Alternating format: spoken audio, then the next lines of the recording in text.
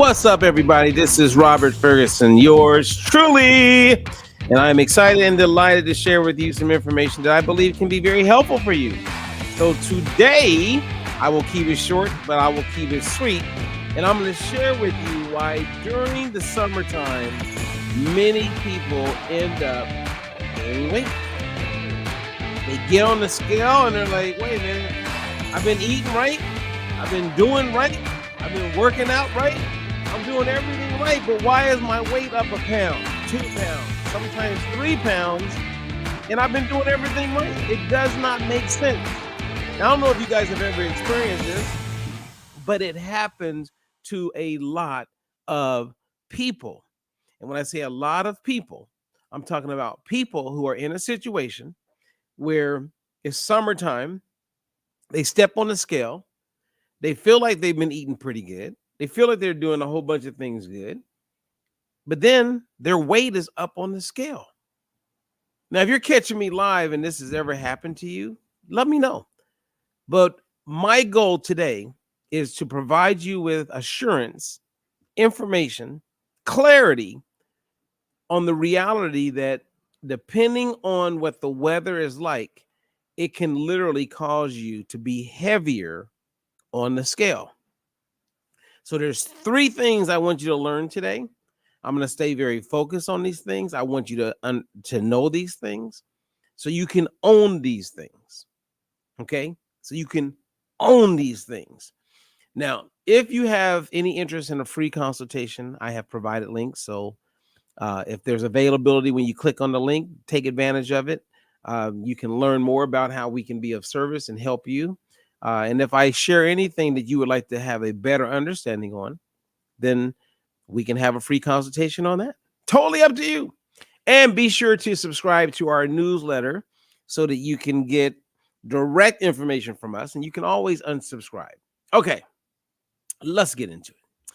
Let's have a conversation about this. And the conversation is, number one, for it to all make sense, it does help if you are fully aware of what makes up the weight you see when you step on the scale. You step on the scale, right? And let's say your weight, whatever your weight is. And for the purposes of our time together, let's say you step on, or a person steps on, and they're 200 pounds. Okay. It could be 300, it could be 250, whatever your weight is. Everything I'm going to share with you will pertain to you.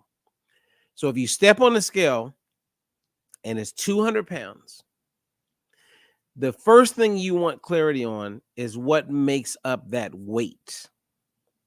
Now, I would be live, you guys, where you could see me, but I'm traveling. I'm in a hotel. But I was like, you know what? I really want to share this information with people because I had some coach calls this morning, and it seems like it's happening big time right now. And what I mean by what's happening is that people are seeing the weight on the scale go up.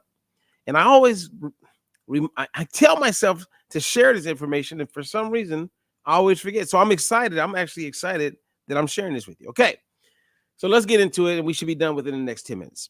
Number one, when you step on the scale, it's important to understand what makes up the weight that you see on the scale. So let's take, for instance, a woman steps on the scale and she's 200 pounds on the scale. Let's ask ourselves the question, what is making up those 200 pounds? Right? Because if you have really long hair and we cut your hair off and put it on the scale, your hair may weigh a pound or 2 pounds, maybe even 3 pounds. So out of that 200 pounds, some of that weight is based on how much hair you have. Some of that weight is based on if we were to break you up and separate you and create piles of who you are, we would have bones. That's going to make up a certain amount of that 200 pounds. You would have blood in your body. If we could pull that out, that's going to make up some of the weight. Water, fecal matter, what's in your intestines right now, fingernails, muscle, brain, organs, all of that makes up your weight on the scale. And unfortunately, people don't think about this, but this is real. This is true, right? So if you have an organ that weighs 3 pounds, if you took that organ out, you would weigh 3 pounds less. Now, I wouldn't want you to take out an organ just so you could see the scale go down. But the foundation of understanding weight loss, fat loss, is understanding what creates what the scale says when you look at it. So if it says 200 pounds, what makes up that 200 pounds? Now, there's fat weight in your body, right? As I mentioned, there's muscles. Again, there's bones, there's water, there's blood, there's organs. So once we separate that, here's the part that's intriguing that I want you to own for the rest of your life. Out of that 200 pounds, and we're going to be very conservative, so I'm accurate, okay? At least 100 pounds would be water. So of all your weight, okay, and we've gone, there's so much of the weight is the result of what your bones weigh, what your muscles weigh, what your organs weigh. And of everything that we look at least 50% of the weight on the scale comes about because of water. Now, when you look at the brain, for instance, 75% of the weight of your brain is water. 75% of the weight of your muscles is water. Even bones are made up 22% of water. Even your blood is made up of 83% water. So we are water. Okay. Now, if you get that part, I can move forward because everything else will make sense. Right? Because if you want to change the weight on the scale, you don't stop drinking water. Because once you stop drinking water, your body will retain water, meaning it will pull water from a steak. It'll pull water from fruit and vegetables and everything, because if you're not drinking it, your body's going to hold it. It's doing that to protect you. I once had a client who wanted, she had her scheduled call. She had to come in actually. And she came into the office and we do her weight. And it was in the afternoon and her weight was up a pound or two. And she's like, I don't understand. And we're like, what do you mean? She goes, I checked my weight this morning and I was down a pound or two. I said, yeah.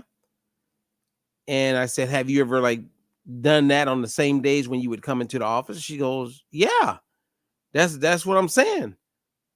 And I go, okay, well, what was different today than other days? Well, long story short, she thought in her mind that if she didn't drink water all morning, all day, that she would be lighter on the scale. Now she ate, but she just was dehydrated. And because of that, her body held on to as much water as possible. And that's why her weight was up. So the best way to get a clear, I guess, view of what your weight is at the moment is to make sure you're drinking plenty of water. So if I knew I was going to step on the scale and meet with my coach on Friday and my water was kind of not the best, I would make sure 36 hours before I had my weigh-in that I was drinking a ton of water. I would just drink water. And the more water you drink, yes, you will end up going to the restroom because your body wants to let go of that water. So you drink more water and it wants to let go of that water. So the body gets used to not holding the water in the body, but letting it go because it knows that it's going to get more water. When the body doesn't think it's going to get more water, it preserves and hangs on. So that can cause the weight on the scale to go up. That's why it's important to become knowledgeable of body composition.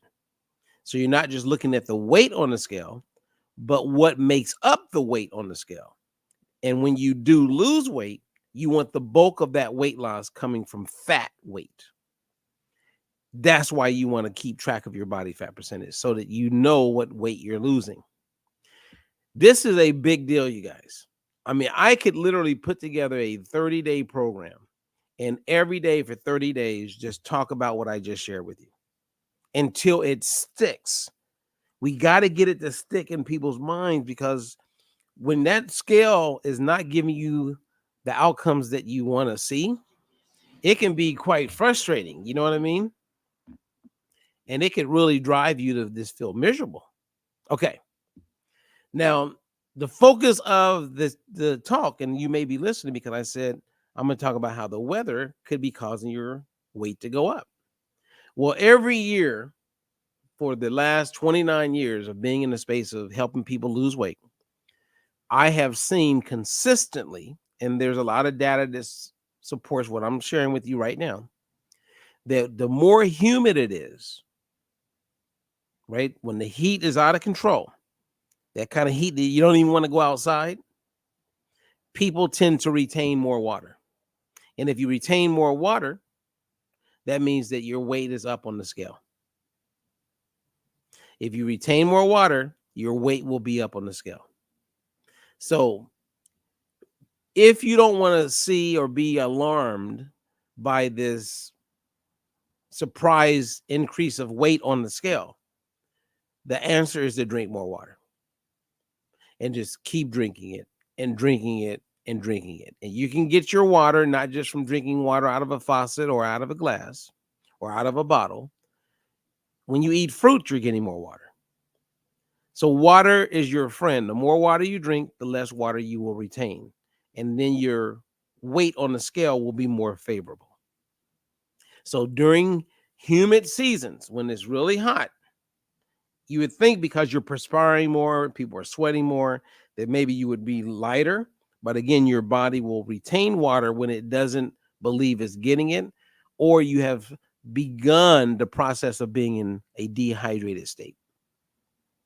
So the take home here would be to drink more water and drink it, drink it, drink it. Like, get motivated and excited about drinking water, because it's going to play a huge role in what your weight will be on the scale.